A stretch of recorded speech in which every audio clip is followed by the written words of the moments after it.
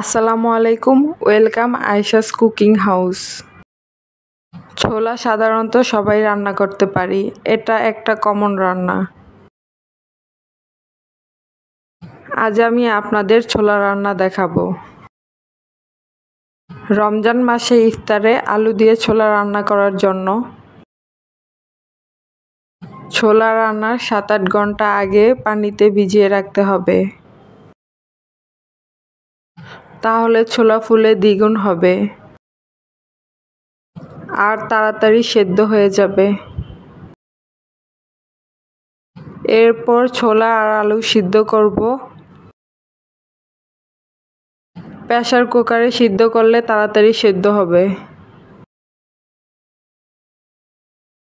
তারপর কড়াইতে তেল দিয়ে পেঁয়াজ কুচি আর আদা রসুন বাটা দিয়ে হালকা ভেজে নিব, যেন আদা রসুনের কাঁচা গন্ধ না আসে। এরপর মরিচের গুঁড়া, হলুদের গুঁড়া, ধনিয়ার গুঁড়া, জিরার গুঁড়া, স্বাদমতো লবণ আর অল্প একটু পানি দিয়ে মশলাগুলো ভালোভাবে কষিয়ে নিব।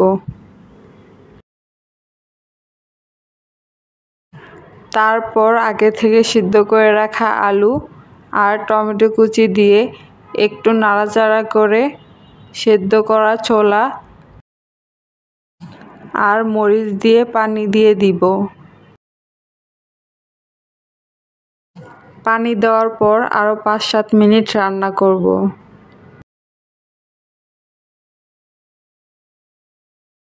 ছয় 7 মিনিট পর যখন পানি শুকিয়ে আসবে তখন ম্যাগি ম্যাজিক মশলা দিয়ে দিব, তাহলে ছোলার স্বাদ দ্বিগুণ বেড়ে যাবে। তারপর ধনিয়া পাতা কুচি দিয়ে সবকিছু ভালো করে মিশিয়ে উঠিয়ে নিব।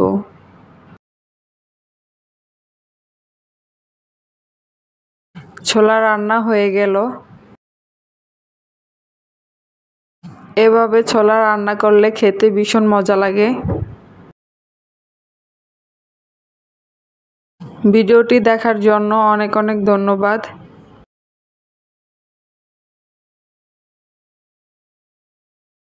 ভিডিওটি ভালো লাগলে লাইক কমেন্ট করবেন এবং ফ্যামিলি ও ফ্রেন্ডের সাথে শেয়ার করবেন। আমাদের চ্যানেলে নতুন হয়ে থাকলে ফলো এবং সাবস্ক্রাইব করবেন।